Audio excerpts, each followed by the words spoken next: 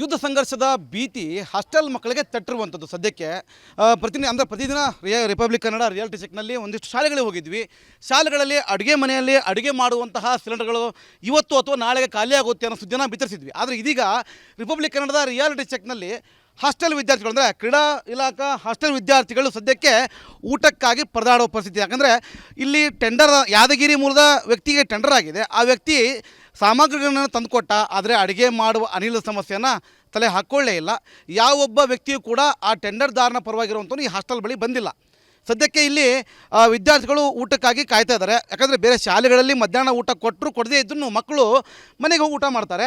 ಆದರೆ ಇಲ್ಲಿ ಹಾಸ್ಟೆಲ್ ಇರುವಂಥ ಮಕ್ಕಳಿಗೆ ತಂದೆ ತಾಯಿ ಊರಲ್ಲೇ ಇರ್ತಾರೆ. ಎಲ್ಲೋ ಯಾವುದೋ ಊರಿಂದ ದೂರದ ಊರುಗಳಿರುವಂಥ ಮಕ್ಕಳು ಹಾಸ್ಟೆಲ್ ಇರ್ತಾರೆ. ಸದ್ಯಕ್ಕೆ ಈಗ ಸಾಂಬಾರು ಮಾಡಲಾಗ್ತಾ ಇದೆ. ನಿತ್ಯ ಮಕ್ಕಳಿಗೆ ಇಲ್ಲಿ ನಾನ್ ವೆಜ್ಜನ್ನು ನೀಡಲಾಗ್ತದೆ. ಒಂದು ಕಡೆಗೆ ಅನ್ನ ಆಗ್ತಾ ಇದೆ. ದೃಶ್ಯದಲ್ಲಿ ನೋಡ್ತಿರೋ ಹಾಗೆ ಸೌದೆ ಒಲೆ ಅಂದರೆ ಸದ್ಯಕ್ಕೆ ಸಿಲಿಂಡರ್ ಖಾಲಿ ಆಗಿದ್ದರಿಂದ ಖೋಖೋ ಆಡುವಂತಹ ಕಂಬವನ್ನು ಅಂದರೆ ಮುರಿದಿತ್ತಂತೆ, ಅದೇ ಕಂಬವನ್ನು ಇಟ್ಟು ಇದೀಗ ಬೆಂಕಿ ಹಾಕ್ತಾ ಇದ್ದಾರೆ. ಹಳ್ಳಿದುಳಿದ ನೋಡ್ತಾ ಇರ್ಬೋದು, ಖೋಖೋ ಕಬಡ್ಡಿ ಆಡುವಂತಹ ಏನು ಕಂಬ ಇರುತ್ತೆ ಆ ಕಂಬವನ್ನು ಹಾಕಿ ಸದ್ಯಕ್ಕೆ ಈಗ ಒಲೆ ಮಾಡ್ತಿದ್ದಾರೆ. ಕಡೆ ಒಂದು ಕಡೆ ಚಪಾತಿ ರೆಡಿ ಮಾಡ್ತಾ ಇದ್ದಾರೆ ಮಕ್ಕಳಿಗಾಗಿ. ಈಗಾಗಲೇ ಶಾಲಾ ಮಕ್ಕಳಿಗೆ ಗ್ಯಾಸ್ ಆಗಿದ್ದರೆ ಅಷ್ಟೊತ್ತಿಗಾಗಲೇ ಅಡುಗೆ ಆಗಿರ್ತಿತ್ತು, ಊಟ ಮಾಡಿ ಮಕ್ಕಳು ಮಲಗ್ತಿದ್ವೋ ಏನೋ. ಆದರೆ ಸದ್ಯಕ್ಕೆ ಈ ಯುದ್ಧ ಭೀತಿಯಿಂದ ಒಂದೆಡೆ ಸಿಲಿಂಡರ್ ಸಿಗೋ ಸಮಸ್ಯೆ ಆದರೆ ಮತ್ತೊಂದೆಡೆ ಇದೀಗ ಹಾಸ್ಟೆಲ್ನ ವಾರ್ಡನ್ ಅಥವಾ ಏನು ಅವ್ರಿಗೆ ಸಂಬಂಧಪಟ್ಟಂಥ ಅಧಿಕಾರಿ ಇರ್ತಾರೆ ಅಥವಾ ಟೆಂಡರ್ದಾರ್ ಇರ್ತಾರೆ, ಇರಬೇಕಾಗಿತ್ತು. ಅವರಿಲ್ಲ. ಮೇಡಮ್ ಜೊತೆ ಮಾತಾಡಿ ಹೋಗ್ತೀನಿ. ಮೇಡಮ್, ಈಗ ಪ್ರಮುಖವಾಗಿ ತಾವು ಏನು ಹುದ್ದೆ ನಿರ್ವಹಿಸ್ತೀರಿ? ಸರ್, ನಾನು ಸಹಾಯಕ ನಿರ್ದೇಶಕರಾಗಿ ಕಾರ್ಯನಿರ್ವಹಿಸ್ತಾ ಇದ್ದೀನಿ. ಮೇಡಮ್, ಒಲೆ ಮೇಲೆ ಅಡುಗೆ ಮಾಡೋ ಕೆಲಸ ಮಾಡ್ತಿದ್ರಿ, ಮಕ್ಕಳು ಸಮಯ ಆಗ್ತಾ ಬಂತು, ಏನು ಹೇಳ್ತೀರಿ ಬಗ್ಗೆ? ಸರ್, ಟೆಂಡರ್ದಾರರು ಚಿಕನ್ನು, ಮೊಟ್ಟೆ, ಬಾಳೆಹಣ್ಣು ಮತ್ತು ತರಕಾರಿ ಫ್ರೆಶ್ ಆಗಿ ದಿನನಿತ್ಯ ಅವರೇ ಸಪ್ಲೈ ಮಾಡ್ತಾರೆ. ಅದ್ರದ್ದು ಯಾವುದು ಪ್ರಾಬ್ಲಮ್ ಇಲ್ಲ. ನಮಗೆ ಏನು ಕೇಳಿದ್ರು ಅಂಗಡಿಯಿಂದ ಬರುತ್ತೆ, ಅವರು ಪೇ ಮಾಡ್ತಾರೆ. ಅದ್ರದ್ದೇನು ಪ್ರಾಬ್ಲಮ್ ಇಲ್ಲ. ಹಾಗೇ ಸಿಲಿಂಡ್ರನ್ನು ಒಬ್ಬ ಕಸ್ಟಮರ್ ತಂದು ಕೊಡ್ತಾ ಇದ್ದ. ಈಗ ನಿನ್ನೆ ರಾತ್ರಿ ನಮಗೆ ಖಾಲಿ ಆಯಿತು. ಫೋನ್ ಮಾಡಿದಾಗ ಇಲ್ಲ ಮೇಡಮ್, 2 ದಿನ ಆಗುತ್ತೆ, ವೆಯ್ಟ್ ಮಾಡಿ ಅಂದ. ನಾವು ಟೆಂಡರ್ದಾರಿಗೆ ಕಾಲ್ ಮಾಡಿದಾಗ ಅವರು ಟ್ರೈ ಮಾಡಿದ್ದಾರೆ. ಹೇಗಾರ ಮಾಡಿ ಸಪ್ಲೈ ಮಾಡಪ್ಪ ಅಂತ ಹೇಳಿದ್ದಾರೆ. ಇಲ್ಲ ಸರ್, ಸಾರಿ, ಒಂದು 2 ದಿನ ವೆಯ್ಟ್ ಮಾಡಿ ಅಂತ ಹೇಳಿದ್ದಾನೆ. ನಾವು ತಕ್ಷಣಕ್ಕೆ ಮಕ್ಕಳಿಗೆ ಮತ್ತೆ ಊಟ ನಿಲ್ಸೋಕ್ಕಾಗಲ್ಲ ಅಂತ ನಿನ್ನೆ ರಾತ್ರಿಯಿಂದ ಕೊಡ್ತಾಯಿದ್ವಿ ಸರ್. ಯಾವುದನ್ನು ಮಿಸ್ ಮಾಡಿಲ್ಲ. ಚಿಕನ್ನು, ಚಪಾತಿ, ಅನ್ನ, ಸಾಂಬಾರು. ವಿದ್ಯಾರ್ಥಿಗಳು ಮಾತಾಡ್ಸೋ ಪ್ರಯತ್ನ ಮಾಡ್ತಾರೆ. ಈಗ ಎಷ್ಟು ದಿನ ಆಯ್ತು ಅಡುಗೆ ಈ ರೀತಿ ಮಾಡೋಕ್ಕೆ ಸ್ಟಾರ್ಟ್ ಮಾಡಿ? ದಿನ ಊಟಕ್ಕೆ ಏನೇನು ಕೊಡ್ತಾರ? ಚೆನ್ನಾಗಿರ್ತತಾ? ನಿನ್ನೆ ರಾತ್ರಿಯಿಂದ ಈ ಟೈಪ್ ಅಡುಗೆ ಮಾಡ್ತಾ ಇದ್ದಾರೆ. ಊಟ ಎಲ್ಲ ಚೆನ್ನಾಗಿರುತ್ತೆ. ಕರೆಕ್ಟ್ ಟೈಮಿಗೆ ಕೊಡ್ತಾರೆ. ಏನೋ 10 ನಿಮಿಷ 15 ನಿಮಿಷ ಹೆಚ್ಚು ಕಮ್ಮಿ ಆಗುತ್ತೆ ಅಷ್ಟೇ. ಈಗ ಗ್ಯಾಸ್ ಒಳಗಡೆ ದಿನ ಎಷ್ಟು ಗಂಟೆ ಊಟ ಮಾಡ್ತಿದ್ರಿ? ಗ್ಯಾಸ್ ಆದರೂ ಈ ಕರೆಕ್ಟ್ 7:30 8 ಗಂಟೆಗೆ ಊಟ ಮಾಡ್ತಿದ್ವಿ. ಟೈಮ್ ಎಷ್ಟಾಯ್ತು ಈಗ? ಸಮಯ ಆಯಿತು, ಊಟ ಸಮಯ ಆಗೋಯ್ತು. ಸಮಯ ಆಯಿತು. ಆದರೆ 10 ನಿಮಿಷ ಏನೋ ಹೆಚ್ಚು ಕಮ್ಮಿ ಆಗ್ಬೋದು. ಅಂದರೆ ಒಲೆ ಆಗುತ್ತಲ್ಲ, ಲೇಟ್ ಆಗುತ್ತೆ ಸ್ವಲ್ಪ.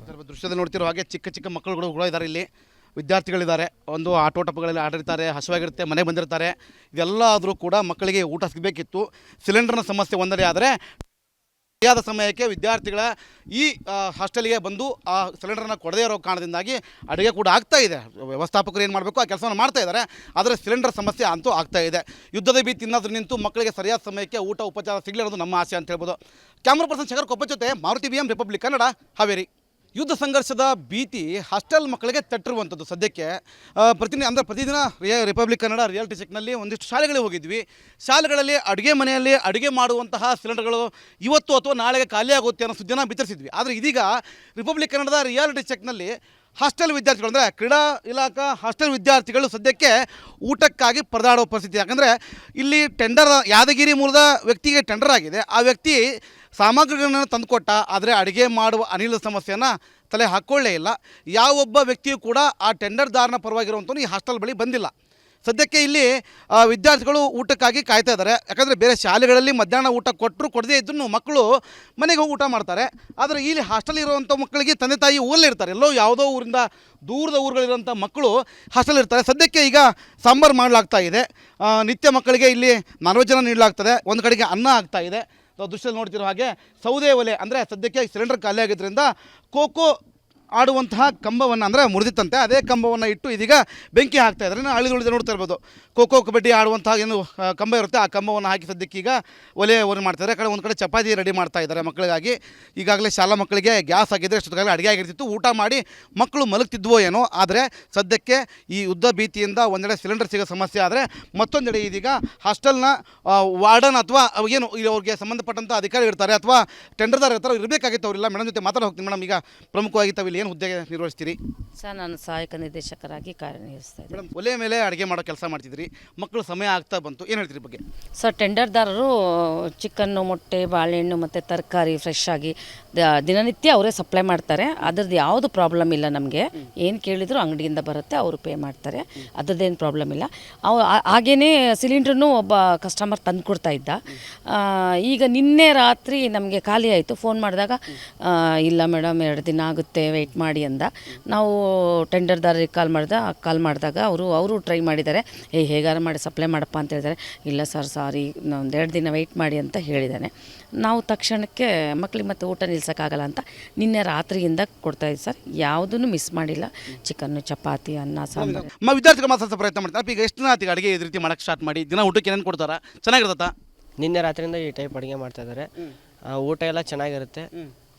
ಕರೆಕ್ಟ್ ಟೈಮಿಗೆ ಕೊಡ್ತಾರೆ. ಏನೋ 10 ನಿಮಿಷ 10-15 ನಿಮಿಷ ಹೆಚ್ಚು ಕಮ್ಮಿ ಆಗುತ್ತೆ ಅಷ್ಟೇ. ಈಗ ಗ್ಯಾಸ್ ಒಳಗಡೆ ದಿನ ಎಷ್ಟು ಗಂಟೆ ಊಟ ಮಾಡ್ತಿದ್ರಿ? ಗ್ಯಾಸ್ ಆದರೂ ಈ ಕರೆಕ್ಟ್ 7:30-8 ಗಂಟೆಗೆ ಊಟ ಮಾಡ್ತಿದ್ವಿ. ಟೈಮ್ ಎಷ್ಟಾಯ್ತು ಈಗ? ಸಮಯ ಆಯಿತು, ಊಟ ಸಮಯ ಆಗೋಯ್ತು. ಸಮಯ ಆಯಿತು, ಆದರೆ 10 ನಿಮಿಷ ಏನೋ ಹೆಚ್ಚು ಕಮ್ಮಿ ಆಗ್ಬೋದು. ಅಂದರೆ ಒಲೆ ಆಗುತ್ತಲ್ಲ, ಲೇಟ್ ಆಗುತ್ತೆ ಸ್ವಲ್ಪ. ದೃಶ್ಯದಲ್ಲಿ ನೋಡ್ತಿರೋ ಹಾಗೆ ಚಿಕ್ಕ ಚಿಕ್ಕ ಮಕ್ಕಳುಗಳು ಕೂಡ ಇದ್ದಾರೆ. ಇಲ್ಲಿ ವಿದ್ಯಾರ್ಥಿಗಳಿದ್ದಾರೆ, ಒಂದು ಆಟೋಟಪಗಳಲ್ಲಿ ಆಡಿರ್ತಾರೆ, ಹಸುವಾಗಿರುತ್ತೆ, ಮನೆಗೆ ಬಂದಿರ್ತಾರೆ. ಇದೆಲ್ಲ ಆದರೂ ಕೂಡ ಮಕ್ಕಳಿಗೆ ಊಟ ಸಿಗಬೇಕಿತ್ತು. ಸಿಲಿಂಡರ್ನ ಸಮಸ್ಯೆ ಒಂದೆಡೆ ಆದರೆ ಸರಿಯಾದ ಸಮಯಕ್ಕೆ ವಿದ್ಯಾರ್ಥಿಗಳ ಈ ಹಾಸ್ಟೆಲ್ಗೆ ಬಂದು ಆ ಸಿಲಿಂಡರ್ನ ಕೊಡದೇ ಇರೋ ಕಾರಣದಿಂದಾಗಿ ಅಡುಗೆ ಕೂಡ ಆಗ್ತಾ ಇದೆ. ವ್ಯವಸ್ಥಾಪಕರು ಏನು ಮಾಡಬೇಕು ಆ ಕೆಲಸವನ್ನು ಮಾಡ್ತಾ ಇದ್ದಾರೆ. ಆದರೆ ಸಿಲಿಂಡರ್ ಸಮಸ್ಯೆ ಅಂತೂ ಆಗ್ತಾ ಇದೆ. ಯುದ್ಧದ ಭೀತಿ ಇನ್ನಾದರೂ ನಿಂತು ಮಕ್ಕಳಿಗೆ ಸರಿಯಾದ ಸಮಯಕ್ಕೆ ಊಟ ಉಪಚಾರ ಸಿಗಲಿ ಅನ್ನೋದು ನಮ್ಮ ಆಸೆ ಅಂತ ಹೇಳ್ಬೋದು. ಕ್ಯಾಮ್ರಾ ಪರ್ಸನ್ ಶೇಖರ್ ಕೊಪ್ಪ ಜೊತೆ ಮಾರುತಿ BM ರಿಪಬ್ಲಿಕ್ ಕನ್ನಡ, ಹಾವೇರಿ. ಯುದ್ಧ ಸಂಘರ್ಷದ ಭೀತಿ ಹಾಸ್ಟೆಲ್ ಮಕ್ಕಳಿಗೆ ತಟ್ಟಿರುವಂಥದ್ದು ಸದ್ಯಕ್ಕೆ. ಪ್ರತಿದಿನ ರಿಪಬ್ಲಿಕ್ ಕನ್ನಡ ರಿಯಾಲಿಟಿ ಚೆಕ್ನಲ್ಲಿ ಒಂದಿಷ್ಟು ಶಾಲೆಗಳಿಗೆ ಹೋಗಿದ್ವಿ.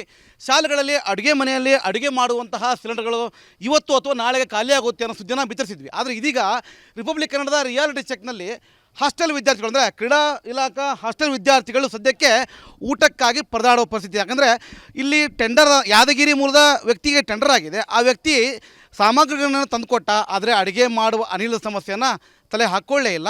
ಯಾವೊಬ್ಬ ವ್ಯಕ್ತಿಯೂ ಕೂಡ ಆ ಟೆಂಡರ್ದಾರನ ಪರವಾಗಿರುವಂಥವ್ನು ಈ ಹಾಸ್ಟೆಲ್ ಬಳಿ ಬಂದಿಲ್ಲ. ಸದ್ಯಕ್ಕೆ ಇಲ್ಲಿ ವಿದ್ಯಾರ್ಥಿಗಳು ಊಟಕ್ಕಾಗಿ ಕಾಯ್ತಾ ಇದ್ದಾರೆ. ಯಾಕಂದರೆ ಬೇರೆ ಶಾಲೆಗಳಲ್ಲಿ ಮಧ್ಯಾಹ್ನ ಊಟ ಕೊಡದೇ ಇದ್ರೂ ಮಕ್ಕಳು ಮನೆಗೆ ಹೋಗಿ ಊಟ ಮಾಡ್ತಾರೆ. ಆದರೆ ಇಲ್ಲಿ ಹಾಸ್ಟೆಲ್ ಇರುವಂಥ ಮಕ್ಕಳಿಗೆ ತಂದೆ ತಾಯಿ ಊರಲ್ಲೇ ಇರ್ತಾರೆ. ಎಲ್ಲೋ ಯಾವುದೋ ಊರಿಂದ ದೂರದ ಊರುಗಳಿರುವಂಥ ಮಕ್ಕಳು ಹಾಸ್ಟೆಲ್ ಇರ್ತಾರೆ. ಸದ್ಯಕ್ಕೆ ಈಗ ಸಾಂಬಾರು ಮಾಡಲಾಗ್ತಾ ಇದೆ. ನಿತ್ಯ ಮಕ್ಕಳಿಗೆ ಇಲ್ಲಿ ನಾನ್ವೆಜ್ಜನ್ನು ನೀಡಲಾಗ್ತದೆ. ಒಂದು ಕಡೆಗೆ ಅನ್ನ ಆಗ್ತಾ ಇದೆ.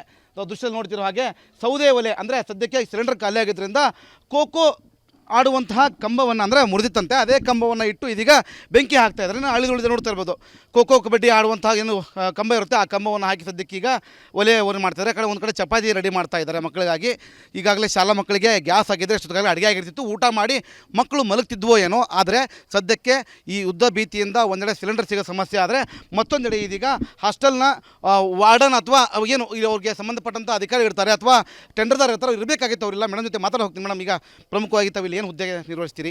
ಸರ್ ನಾನು ಸಹಾಯಕ ನಿರ್ದೇಶಕರಾಗಿ ಕಾರ್ಯನಿರ್ವಹಿಸ್ತಾ ಇದ್ದೀನಿ. ಮೇಡಮ್, ಒಲೆ ಮೇಲೆ ಅಡುಗೆ ಮಾಡೋ ಕೆಲಸ ಮಾಡ್ತಿದ್ರಿ, ಮಕ್ಕಳು ಸಮಯ ಆಗ್ತಾ ಬಂತು, ಏನು ಹೇಳ್ತೀರಿ ಬಗ್ಗೆ? ಸರ್ ಟೆಂಡರ್ದಾರರು ಚಿಕನ್ನು, ಮೊಟ್ಟೆ, ಬಾಳೆಹಣ್ಣು ಮತ್ತು ತರಕಾರಿ ಫ್ರೆಶ್ ಆಗಿ ದಿನನಿತ್ಯ ಅವರೇ ಸಪ್ಲೈ ಮಾಡ್ತಾರೆ. ಅದ್ರದ್ದು ಯಾವುದು ಪ್ರಾಬ್ಲಮ್ ಇಲ್ಲ ನಮಗೆ.